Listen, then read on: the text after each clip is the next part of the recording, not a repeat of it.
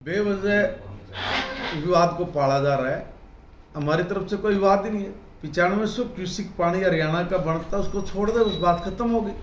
वहाँ पे धिंगा मस्ती करना, दादागिरी करना, अपने छोटे भाई का गला काटना, वो मर जाए, इसमें उनकी खुशी है।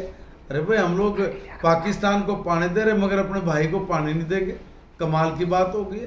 इसका मतलब तुम्हें सने नहीं है अपने छोटों से। सड़क पे तो उतर के तुम कह रहे थे छोटा भाई बड़ा भाई और संघर्ष की ये बात याद रखेंगे, हम लोग छोटे भाई को कोई मरने देंगे। अरे तुम तो तलवार लेके बैठे हो हमारी गर्दन काटने के लिए। आज वो नेता कहाँ चले गए जो 4 दिन पहले सड़क पे बैठ कर छोटे और बड़े की बात कर रहे थे? अब कौन से बिल में घुस गए भाई?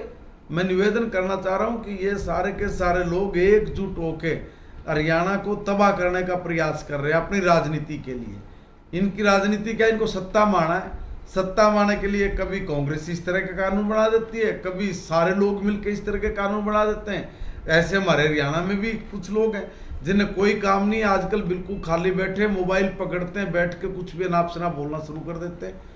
कहते हैं कि बोले ये सरकार ने ये करना चाहिए, ये करना चाहिए।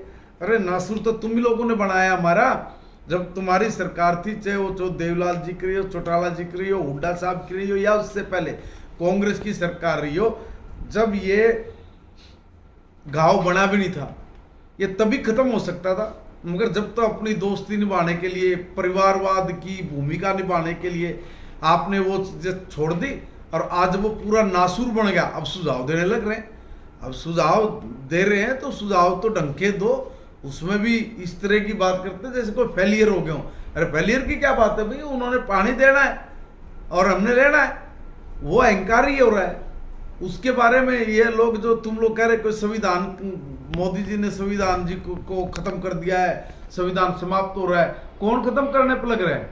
आज दोनों बहन भाई अखिलेश और उस केजरीवाल जी के साथ संविधान की कॉपी का ऊपर का पन्ना लेके घूमते थे, हर रोज घूम रहे हैं संविधान बचाओ बचाओ। भैया पंजाब में भी देखो ना, संविधान को मार रहे हैं ये लोग, तो संविधान का झंडा लेके घूम रहे हैं। लेकिन पंजाब कह रहा है कि जितना पानी हरियाणा का बनता था वो दे दिया गया था। लेकिन किसको दे दिया, कब दे दिया? देखिए 9500 क्यूसिक पानी रूटीन है।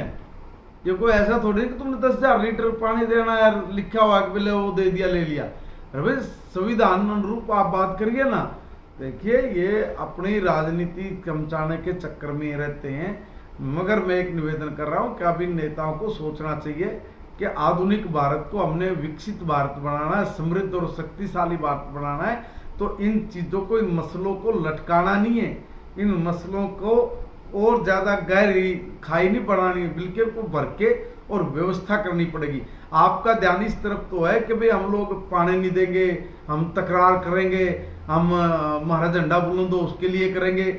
मगर आप लोग एक काम क्यों नहीं करते? आप पानी का मैकेनिज्म क्यों नहीं बनाते कि कितना पानी है उतने पानी को हम लोग हरियाणा को, पंजाब को और आगे तक देना तो वहां तक दे, उत्तर प्रदेश को दो, दिल्ली के दे।